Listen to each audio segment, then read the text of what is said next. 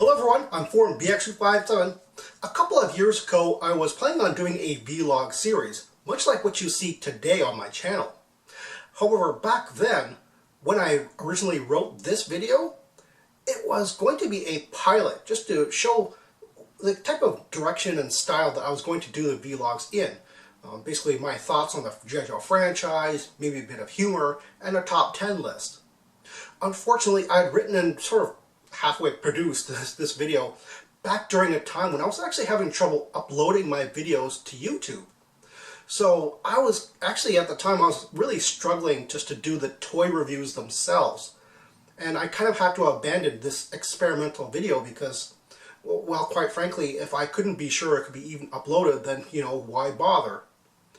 And basically, the toy reviews are really the meat of my channel anyway.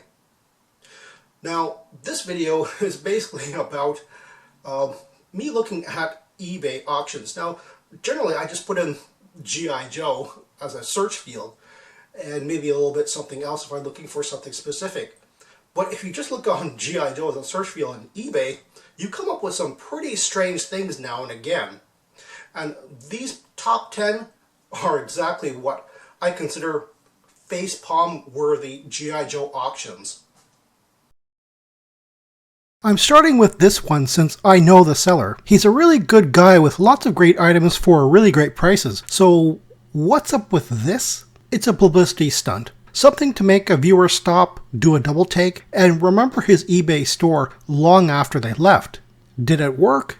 Maybe. But how did he even think of doing this? Maybe I just don't understand European humor.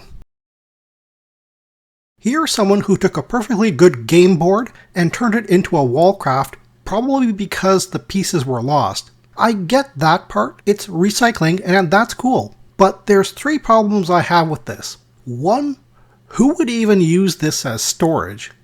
2. Why didn't they just sell it as the board alone? I'm sure there's someone out there who might have a complete game but with a wrecked board. Spilling a drink during game night happens more often than you think. And finally, 3. The price. Really? You poked holes into it and tied it together with yarn and you think it's increased in value? A while back, a company in China got their hands on a cheap chroming method and tested it on multiple G.I. Joe items. Cobra Morays, Hiss Tanks, and of course Storm Shadows, because we all remember that time old Stormy took a dunk in Beachcomber's Golden Lagoon, right? Or maybe I just dreamt that part. Anyway, while the silver and gold chrome versions are the standard, they also made a chrome red and pink version? Why? It looks like something you'd hang on your Christmas tree rather than place on your collection shelf with dignity. I realize the old adage, sex sells, applies to a lot of things, but this kind of disturbed me a little. Our bikini-clad model is holding a G.I. Jane helicopter pilot, the first female G.I. Joe to come to retail after the G.I. Nurse from the 1960s. She's a representation of a proper soldier who's supposed to stand shoulder to shoulder with her male counterparts. Way to nullify half a century of growth, lady. And if you think I'm overreacting or overthinking this, try having daughters and explaining this ad to them. It's no secret I love the various artwork associated with the vintage G.I. Joe series, so of course this caught my eyes. And I immediately rolled them.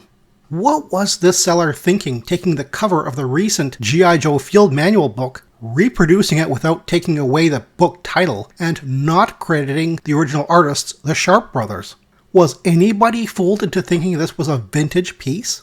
Oh, and the rotten cherry on top? He's selling it for as much as the whole book normally costs anyway.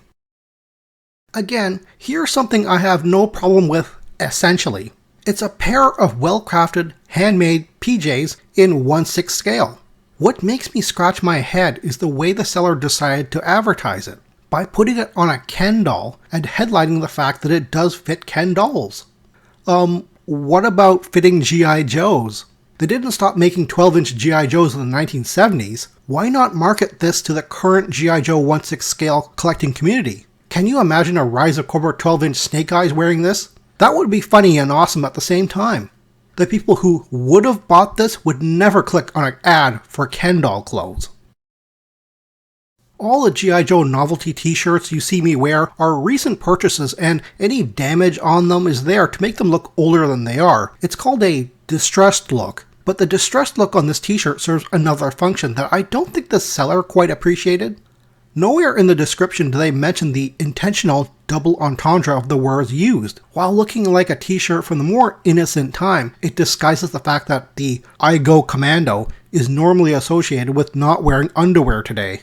How did the seller not list this as a selling point, unless they didn't get the joke? I'm just glad they didn't sell these in kid sizes. Here's one from the South American auction site Mercado Libre. This seller has a figure on it that is cross-selling with G.I. Joes. True, this skeletal figure would make a good companion piece to a zombified Cobras or a Halloween-themed G.I. Joe diorama. I have no problem with that. What does freak me out a little is the title and description. Why is he or she laughing about this? Why? That's creepier than a toy. I remember these being sold at G.I. Joe conventions, and I do put quotes around the word "sold" as I'm not sure anyone bought these originally. Essentially, what this customizer did was take Fisher-Price Little People, slap some Sculpey on them, and paint them over. This could be cool if marketed correctly, as I think that they were done before Hasbro's child-friendly Combat Heroes line. Essentially, that's what's wrong here. The attitude the maker used to define their product.